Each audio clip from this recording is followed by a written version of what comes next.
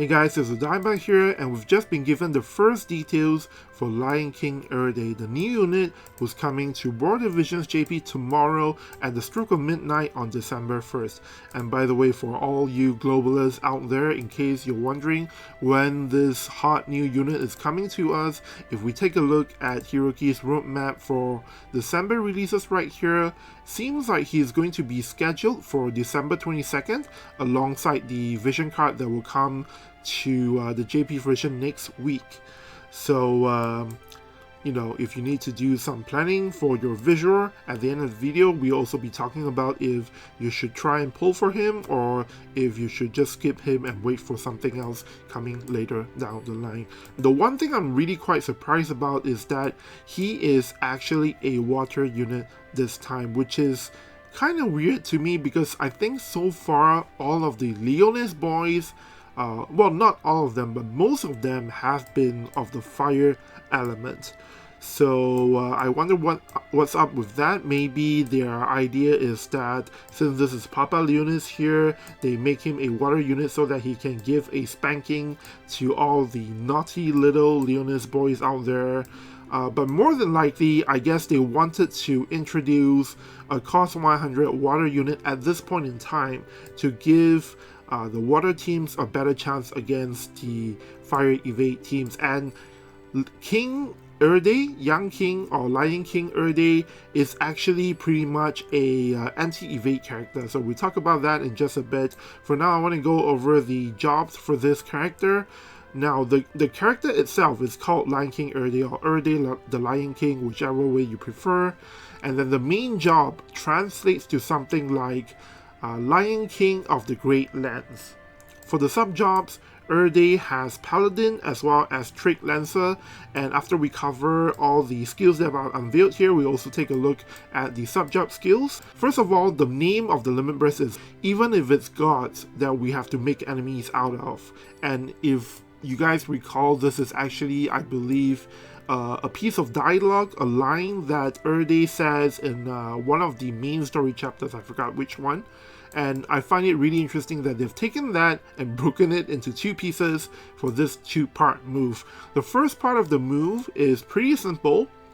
It's an AoE attack with 3 squares away. The range is 3 squares away in front of King Oelde, and anyone within this AoE area will get hit with 3-turn piercing attack resistance down before damage L is applied, and then after that the part 2 of the move gets activated. So for part 2, for this range, this square AoE range around Oelde, for all allies around Oelde at the time he's using his limit burst, they will get CT up small. Oelde doesn't get this part.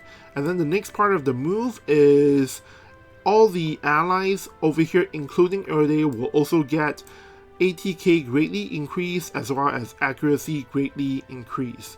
And of course, the ATK up and accuracy up bumps will last for only 3 turns, so you gotta keep in mind of that. But overall, I have to say I'm not really in love with this limit burst.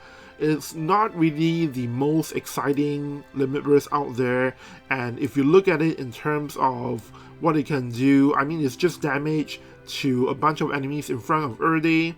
And then after that, the really interesting part is with this move, you can potentially give Oelde's allies in the team the enough accuracy to burst down, you know, Yuffie or perhaps some other evade unit who's running around you at the time. And it could be interesting in that sense, but I don't feel like the, you know, extra 25 accuracy or whatever the number is, I don't feel like the accuracy is going to be enough. So that's already one downside to this limit burst. And then overall, the damage is really not that great. Next up, we're going to talk about the AoE buff move that Lion King Oelde has. And as you can see here, it is a move with a whole lot of text.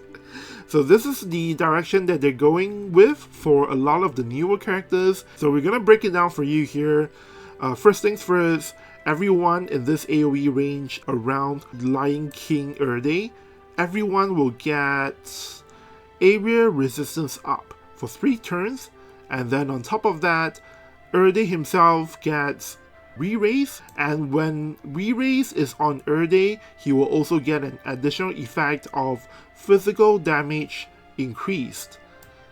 And then the fourth part of the move is Oelde also gets, for the next 3 turns, he's going to get Squall's Honeycomb Barrier, or a version of it, whereby if an enemy is attacking from 4 squares away, the damage will be reduced, and this damage reduction goes up the further away the enemy is, all the way up to 7 squares.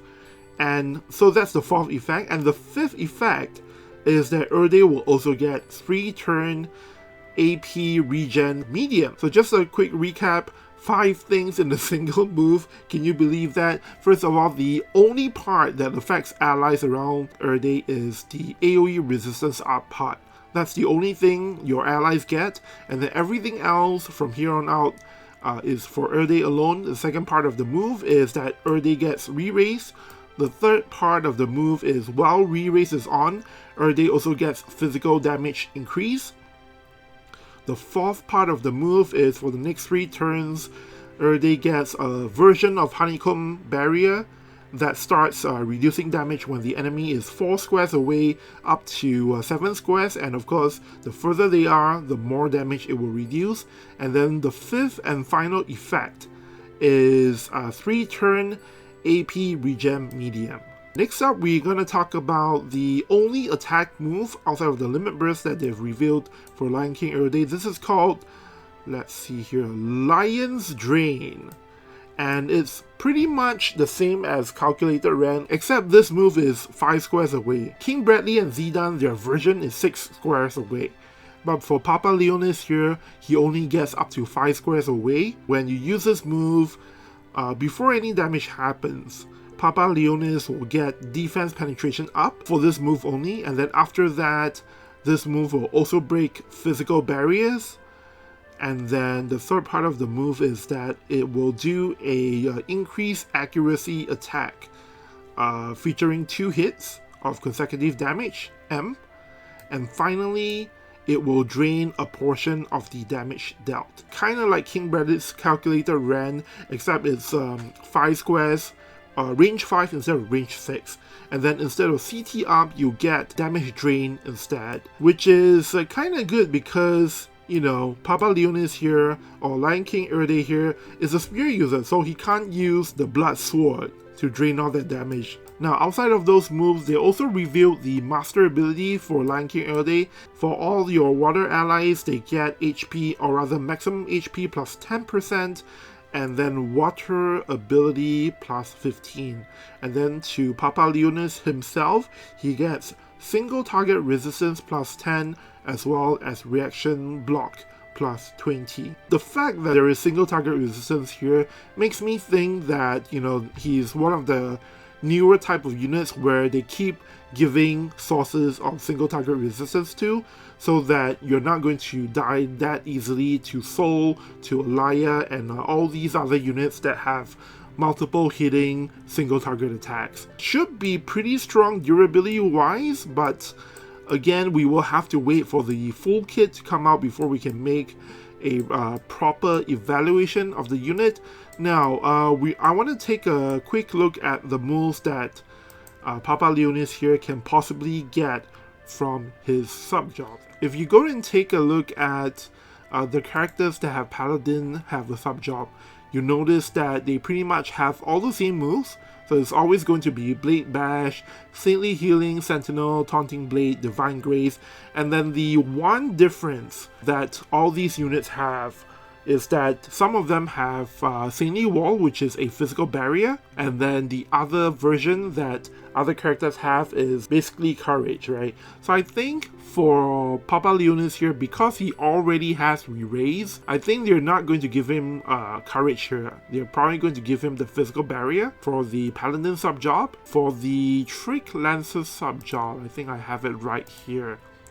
Again, Trick Lancer sub-jobs is one of those with pretty much the same skills for everyone: All-Out Assault, Trick Thrust, AP Break Lance, Cross Break, and actually that's it. So those are the common moves. And then the one difference between all the characters out there is that some characters get Binding Javelin, and then some other characters get Barrier Break Lance. Now, seeing that Papa Leonis here has a Barrier Break move, I'm going to guess that for the Trick Lancer sub-job, they're going to give him Binding Javelin, which would make a lot more sense. But it could be the other thing as well. It could be the Barrier Break Lance as well, just to give him an additional way to break barriers, I suppose. But it doesn't matter in the end, because I think most likely you're going to be sticking with the Paladin sub-job, if only because it's a surefire way to give yourself some more durability on Lion King Erde with the physical barrier here. So I think most of the time you're probably gonna pick Paladin sub-job. And then the other thing to think about is that the passives, the green support passives for these jobs are pretty much always consistent as well. From Paladin, we have only one thing, Holy Knight's Protection, which gives defense and HP. Is not something you're going to be equipping. And then for the counter move on Paladin sub-job, we have Paladin's Guard, which is pretty decent, 20% chance to reduce physical damage by 45%. Now if you stack that with the physical barrier, the 50% damage reduction physical barrier, as well as the honeycomb effect that Lion King Erde will have, is going to be an insane amount of damage mitigation from physical sources. So I feel like that's probably the way you want to play him. But of course, if you don't like that counter ability, you can always go with the Trick Lancer version, which is Counter Trick. Basically, it's a counter attack, a 30% chance to counter attack range his 3 squares in front of King Erde here, Lion King Erde. I don't think this is that good. So it's probably going to be either Paladin Guard or the whatever the main job reaction ability is. And then for the support passives, for Trick Lancer, you do have 2 of them here. Trick Lancer Lore, which I suspect is probably going to be the one thing that everybody is going to use because of the delicious defense penetration 40 here, as well as critical rate up 25. There is one more option here, which is kind of interesting. It's not really realistic, but it's interesting because Unwavering Javelinier, what it does is it will allow you to nullify confusion and stun for the character, as well as increase the accuracy by a further 25. Now, what's interesting here is because in JP right now, the Helena and Vivi combination team are kind of running amok everywhere, and one of Vivi's stronger tools is of course his Limit Burst, which can more or less stun everybody in your party. So if you want to make sure that Lion King Erde doesn't get stunned from Vivi's Limit Burst, this could be one way to mitigate that. But honestly, the perks of this passive is probably not good enough. You're probably going to stick with Trick Lancer Lore, and then for the other one, you're probably going to go with whatever OP passive support skill they decide to give Lion King Erde's main job.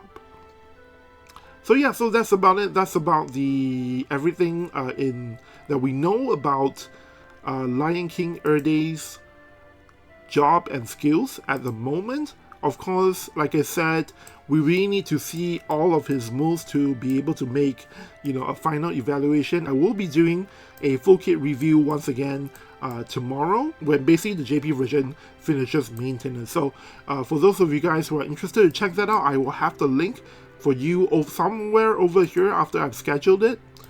And actually tomorrow I'm going to do something a little bit different, which is that 1 hour before the World of Visions JP version comes out of maintenance, I'm going to be streaming another game.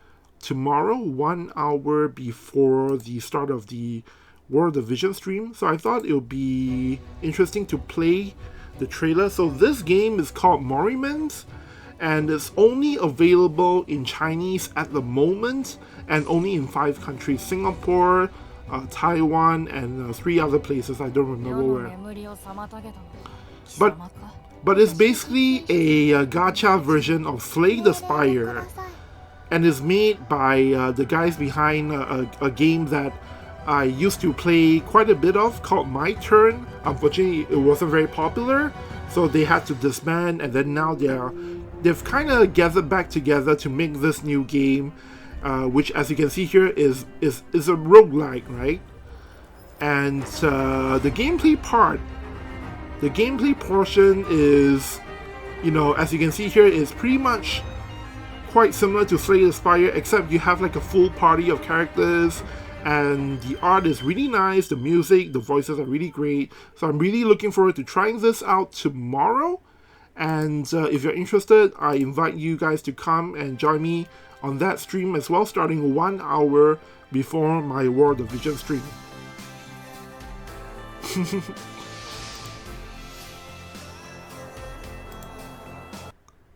Alright, so that music is, I guess, my outro music for this video.